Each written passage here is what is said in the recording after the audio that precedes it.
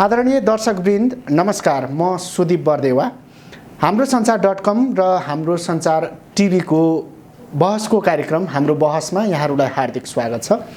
हामी यो कार्यक्रममा विशेष गरी विभिन्न व्यक्तित्वहरूसँग कुराकानी गर्ने गर्दछौँ र आजको कार्यक्रममा मैले अधिकार सम्पन्न बागमती सभ्यता एकीकृत विकास समितिका आयोजना प्रमुख रविन्द्र बोहरालाई कार्यक्रममा निम्ताएको छु र खास गरी हामी यो बहसको कार्यक्रममा विभिन्न राजनीतिक दलका नेताहरूलाई ल्याएर गफ गर्नुभन्दा पनि खास प्रशासनिक क्षेत्रमा एउटा आर्थिक वर्षमा के कति काम भए र आगामी आर्थिक वर्षमा के कति काम हुन्छन् भन्ने सन्दर्भमा केन्द्रित रहेर कुराकानी गर्ने गर्दछौँ र यो आजको बहसमा हामी यिनै विषयमा केन्द्रित रहेर कुराकानी गर्दैछौँ।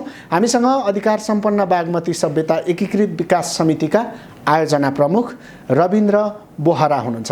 रविन्द्र सर, स्वागत छ कार्यक्रममा। धन्यवाद। अब सबैभन्दा सुरुमा राजनीतिक बहस हामीले सुन्छौँ, धेरै हेरिन्छ पनि, तर खासमा प्रशासनिक क्षेत्रमा एउटा विकास समितिको अथवा एउटा अफिसको जिम्मा लिएर ह्यान्डल गरेर त्यसको प्रमुख भएर काम गर्दै गर्दाखेरि एउटा आर्थिक वर्षमा कति काम हुन्छ र त्यो बिचमा के कस्ता अप्ठ्याराहरू बेहोर्नुपर्छ एउटा संस्थाको हाकिमले, योजना प्रमुखले, आयोजना प्रमुखले, यी समग्र विषयमा एकदम मसिनो गरी कुराकानी गर्न मन छ तपाईसँग एकदमै सरल भाषामा। अब सबैभन्दा सुरुमा चाहिँ कुराकानी थालनी गर्दा हामी अहिले नयाँ आर्थिक वर्षको सुरुमा छौँ। गत आर्थिक वर्ष 2077-78 सम्पन्न भइसकेको छ। गत आर्थिक वर्ष 2077-78मा अधिकार सम्पन्न बागमती सभ्यता एकीकृत विकास समितिलाई छुट्टिएको बजेट र एउटा आर्थिक वर्षमा यो विकास समितिले सम्पन्न गरेका कामहरू के छन् बुदागत रूपमा तपाईबाट हामी र हाम्रा आम दर्शकलाई जवाफ दिन चाहन्छौँ। धन्यवाद। महत्त्वपूर्ण प्रश्न सोध्नुभयो। सर्वप्रथम म यस कार्यालयको कार्यक्षेत्रको बारेमा थोरै म प्रस्तुत गर्न चाहन्छु अनि मात्र यो प्रगतिको बारेमा भन्दा अलिकति सान्दर्भिक होला। हाम्रो यो अधिकार सम्पन्न बागमती सभ्यता एकीकृत विकास समिति 2051 सालमा स्थापना भएको हो र यसको सुरुमा स्थापना कालमा बागमती नदीको यसको ब्युटिफिकेसन, यसको कोरिडोर खोल्ने र यस बागमती नदीमा सफा पानी बगाउने उद्देश्यका साथ सुरु भएको थियो।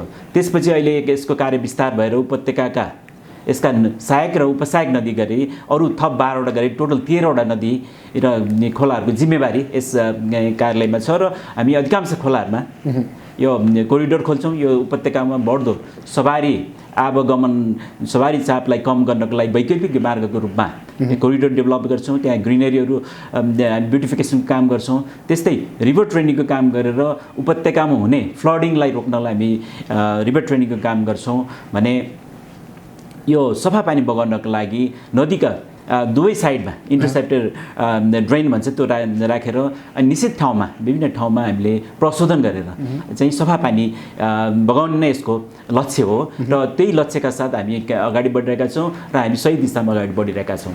यसको सन्दर्भमा यो गत अबमा 77-78मा यस कार्यालयको बजेट, वार्षिक बजेट 2 अरब 50 करोडको हाराहारी थियो भने हामीले सबै त्यो बजेट खर्च गरेर थप 50 करोड चाहिँ हामीले माग गरेर करिब 3 अरब चाहिँ हामीले खर्च गरेको अवस्था छ। त्यसमा चाहिँ हामीले उपत्यकाका 10वटा नदीमा चाहिँ नेपाल सरकारको तर्फ यहाँ दुई खालको काम हुन्छ। एउटा नेपाल सरकारतर्फ, अर्को एडिबीको ऋण सहयोगमा र नेपाल सरकार एडिबी गरेर काम हुन्छ।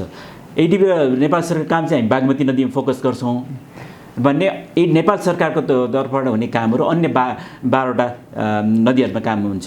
त्यस अन्तर्गत अब यस गत अबमा भएको महादेव खोला, यस बागमती, विष्णुवती, बल्खु, नक्खु, कर्मनासा, गोदावरी, हनुमन्ते, मनहरा लगायत यसरी 10वटा खोलामा चाहिँ काम हुँदैछ। गत अबमा छुट्याएको कार्यक्रम हामी सम्पन्न गऱ्यौँ र यस अबमा पनि त्यसको निरन्तरता छ।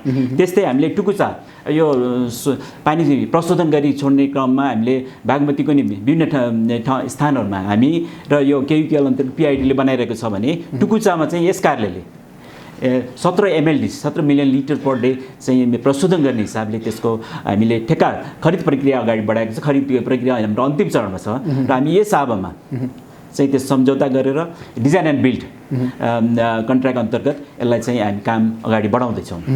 भने अब त्यो अर्को एडिबीको ऋण सहयोगमा अघि मैले भने बागमती नदीमा हामी फोकस कार्यक्रम गर्छौँ र यो बिआरबिआई ब्युटिफिकेसन कार्य अन्तर्गत हाम्रो यो गोकर्णदेखि गुहेश्वरीसम्म सिनामङ्गलदेखि 900 मिटर खण्ड त्यहाँ बागमती खण्डमा यो ब्युटिफिकेसन काम भइरहेको छ र विविध कारणले गर्दा चाहिँ अहिले रोकेको अवस्था छ र अब हामी निकट भविष्यमा यहाँ विभिन्न खालका सोसियल इस्युहरू थियो त्यसलाई समाधान गरेर हामी अगाडि बढाउँदैछौँ। यस अन्तर्गत चाहिँ यो गत खास हाम्रो विगत डेढ वर्षदेखि काम रोकियो गत केही खर्च काम भएन तर हामीले जुन विवाद समाधान र निर्माण व्यवसायलाई चाहिँ नेगोसिएसन गरेर हामीले काममा फर्काउन समय व्यतीत भएर हामी यो आवामा चाहिँ निर्माण व्यवसायले काममा फर्काएर यसलाई अगाडि बढाउँछौँ। भने अर्को बिआरबिआइपी एएफ भन्छ हाम्रो एडिसनल फाइनेन्स एडिसनल फाइनेन्सिङ अन्तर्गत हाम्रो यो बागमतीमा थाप्थलीदेखि बल्कुसम्मको करिब 300 मिटर थाप्थली पुलबाट 300 मिटर दुवै साइडमा हाम्रो ब्युटिफिकेसनको कामहरू भइरहेको छ। त्यस्तै मोनुमेन्ट यो भूकम्पले चाहिँ भत्काएका मोनुमेन्टहरू बागमतीबाट टेकु खण्डकमा यो यता राइट साइडमा चाहिँ विभिन्न 3टा प्याकेजमा 28वटा मोनुमेन्टहरू मध्ये 16वटा जति हाम्रो कम्प्लिट भइसक्यो र बाँकी चाहिँ अब छिट्टै यावमा सम्पन्न गर्ने गरी हामीले कामलाई अगाडि बढाएका छौँ। यसरी समग्रमा हेर्दा हाम्रो गत आर्थिक वर्ष 77-78मा हामी नेपाल सरकारतर्फ 96% चाहिँ हाम्रो वित्तीय प्रगति भएको छ भने एडिबीतर्फ चाहिँ हाम्रो 78% गरेर समग्रमा हामी 87% चाहिँ प्रगति भएको अवस्था छ।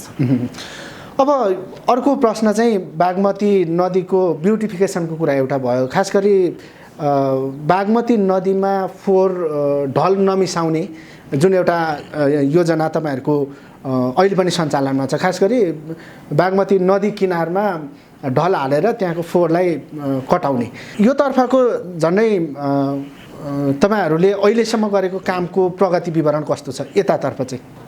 बागमती नदीमा भन्नुपर्दा तपाईँको हाम्रो सुन्दरी जलदेखि यो उसम्म चोबारसम्म 24 किलोमिटर मध्ये हाम्रो 18 किलोमिटर 18 किलोमिटर बोथ साइड गरेर 36 किलोमिटर चाहिँ हाम्रो ढल इन्टरसेप्टर ड्रेन चाहिँ हामीले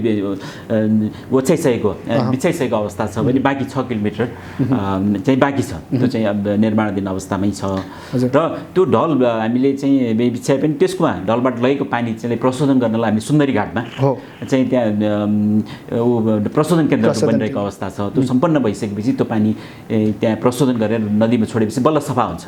त्यस्तै अब अहिले गोकर्णसम्मको पानीलाई प्रशोधन गर्न पिआइडीलाई मैले भने पिआइडीले त्यहाँ ट्रिटमेन्ट प्लान्ट अहिले बनाउनलाई चाहिँ प्रोग्राम खरिद प्रक्रिया अगाडि बढाएको अवस्था छ।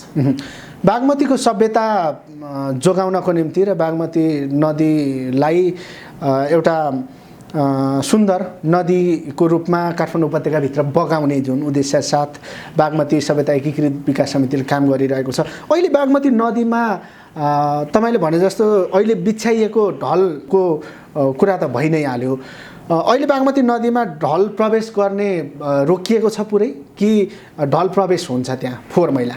अहिले हामीले काम गर्ने सन्दर्भमा काम सम्पन्न भइसकेको अवस्था छैन। काम सम्पन्न भइसकेपछि जुन हामीले बिछाएको ढल चाहिँ प्रशोधन केन्द्रमा लगिसकेपछि बल्ल ट्रिटमेन्ट भएर सफा पानी चाहिँ बग्छ भने अहिले हामीले चाहिँ प्रशोधन गरेको पानी भनेको गोकर्णदेखि यहाँसम्मको मात्रै हो र गोकर्णदेखि माथिको पार्टमा चाहिँ जति बेला यो अब कार्यालय स्थापना भएको थियो त्यति बेला त्यहाँ बस्ती नै थिएन। अहिले बस्ती निर्माण भयो त्यहाँको ढल चाहिँ अहिले बागमती बगिरहेको अवस्था छ भने गोकर्णदेखि यहाँसम्मको चाहिँ हामीले यो हाम्रो यसै परिसरमा रहेको प्रशोधन केन्द्रमा चाहिँ प्रशोधन भएर बागमतीमा छोडिन्छ।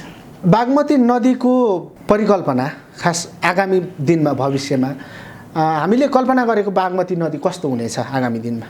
यहाँले विश्वका अलि सुन्दर सहरहरू होइन वर्ल्ड क्लास सिटीहरूमा हेर्नुभयो भने प्रत्येक सहर चाहिँ नदीको किनारमा छ। सभ्यता हामीले इतिहास पढ्दा पनि नदीको किनारमै सभ्यताको विकास भएको छ र त्यो सभ्यता सँगसँगै हामीले उचित खालको व्यवस्थापन उचित खालको प्लानिङ गर्न सकेनौँ भने नदी पनि फोहोर हुन्छ र त्यो हामीले विकाससँगै त्यसलाई वातावरण पनि सँगसँगै लानुपर्ने हुन्छ।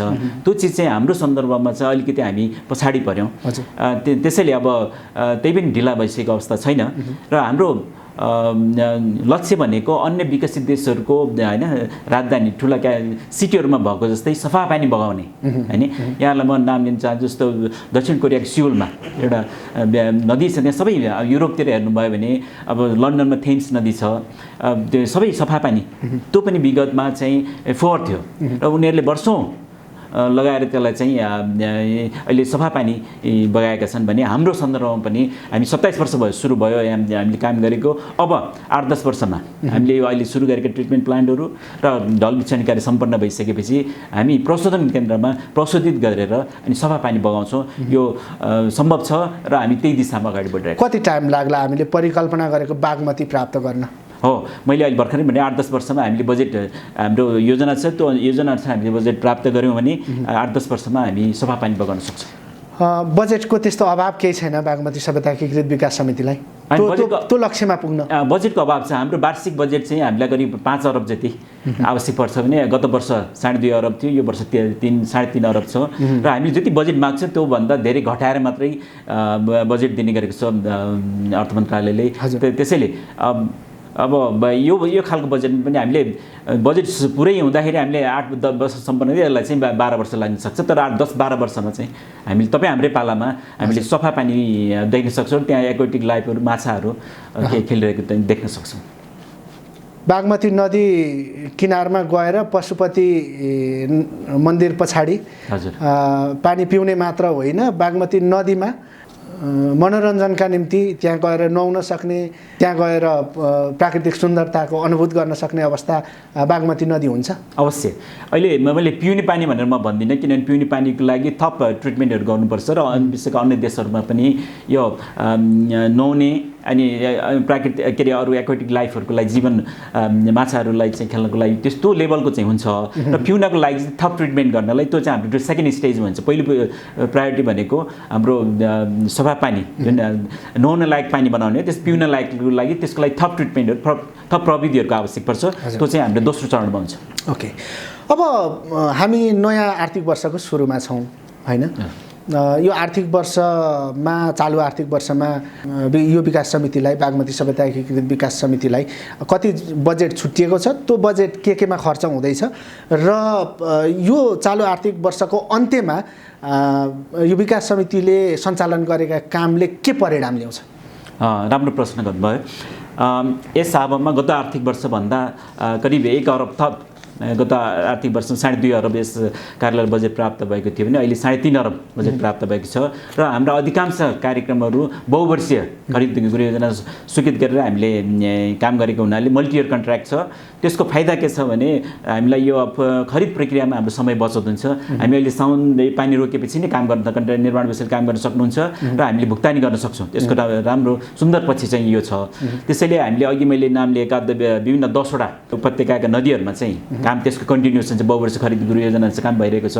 थप चाहिँ टुकुचाको ट्रिटमेन्ट प्लान्टको यो वर्ष आर्थिक वर्ष हामी सम्झौता गरेर त्यसको प्रशोधन केन्द्रको काम पनि अगाडि बढाउँछौँ र अन्य बागमती भएको ब्युटिफिकेसन कामहरू, मोनुमेन्टहरूको कामहरू पनि यो मल्टी इयर कन्ट्र्याक्ट भएको हुनाले यसलाई निरन्तरता दिन्छौँ। यो सँगै तपाईँहरूलाई सपोर्ट गर्ने अर्को एउटा महाअभियान, बागमती सरसफाइ महाअभियान पनि सञ्चालनमै छ।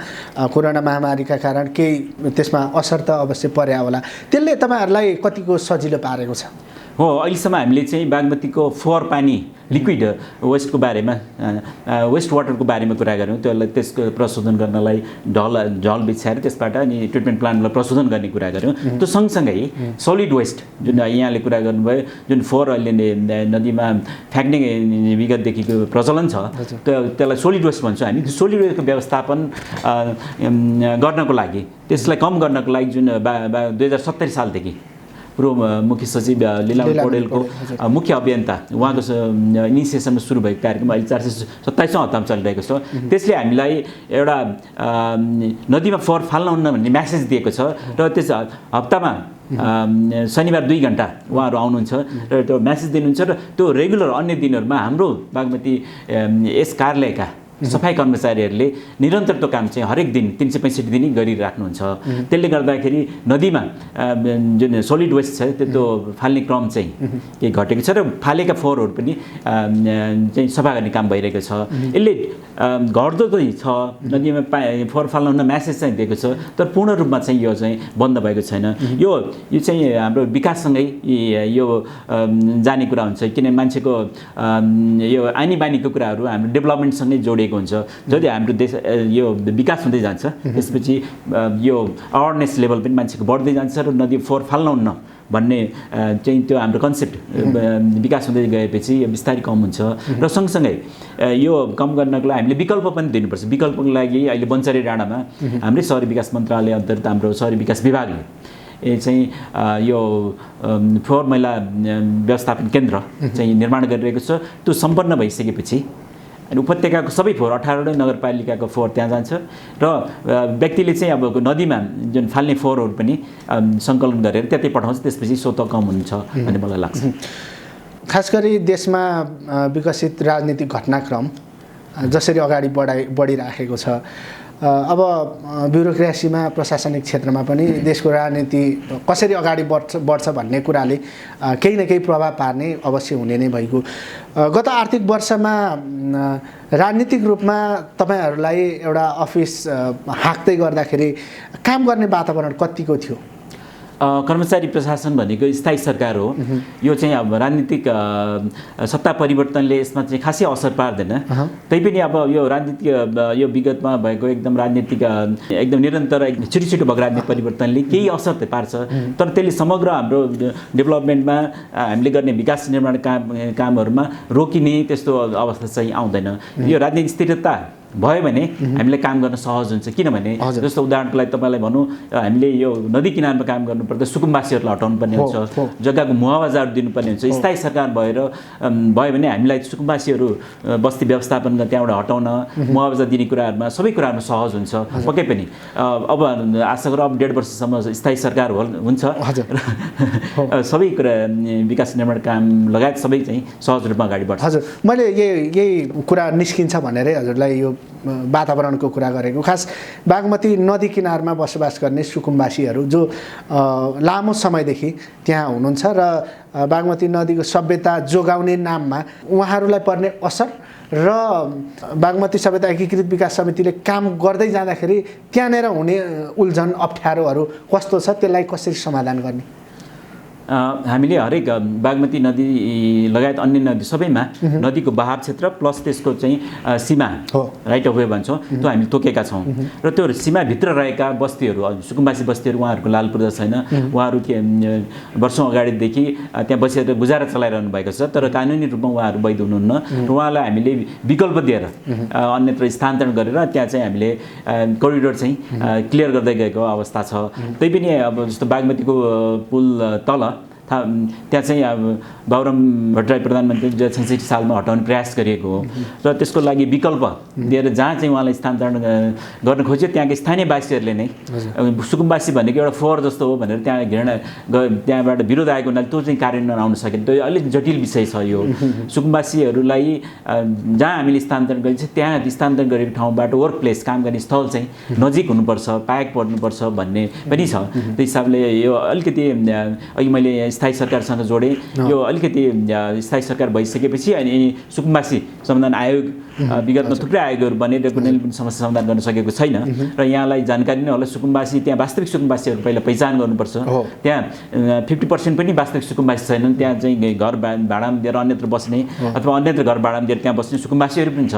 जस्तो पहिला त वास्तविक लगत त्यसको निकाल्नु पर्यो, उसको नेपाल अधिराज्य पनि कहीँ कतै उसको प्रोपर्टी हुनु भएन होइन। यी समग्र कुराहरू चाहिँ छानबिन गरेर अनि सरकार अलिकति चाहिँ कडा रूपमा चाहिँ प्रस्तुत हुनुपर्छ अनि मात्र यो सुकुम्बासी समस्या समाधान हुन्छ। राज्यको दायित्व पनि हो अब नागरिकहरूको चाहिँ उसले व्यवस्थापन गर्नुपर्छ। हजुर, अब अन्त्यमा हाम्रा आम दर्शक जसले हामीलाई हेरिराख्नु भएको छ, अधिकार सम्पन्न बागमती सभ्यता एकीकृत विकास समितिको आयोजना प्रमुखको हैसियतले के भन्न चाहनुहुन्छ? म समग्र दर्शकहरूलाई म के भन्न चाहन्छु भने काठमाडौँ उपत्यकामा रहेका बागमती लगायत अरू जुन 12वटा नदी छ, यी नदीहरू तपाईँ हाम्रै पालामा छिट्टै अब 10-12 वर्षपछि हामी स्वच्छ पानी यहाँ बगाउँछौँ र नदीको किनारामा चाहिँ हामी यो ब्युटिफिकेसन गर्छौँ र यहाँ चाहिँ सवारी आगमन सहजताको लागि हामीले रोडहरू कोरिडोरको सडकहरू खोल्छौँ। हामी आशावादी हौँ, हामी हरेक कुरामा राजनीतिमा निराशा छ तर विकास निर्माणतर्फ हामी आशावादी हुने ठाउँहरू छौँ। हामी सही दिशामा सही कार्यक्रम लिएर अगाडि बढिरहेका छौँ। धन्यवाद। हस्, धन्यवाद।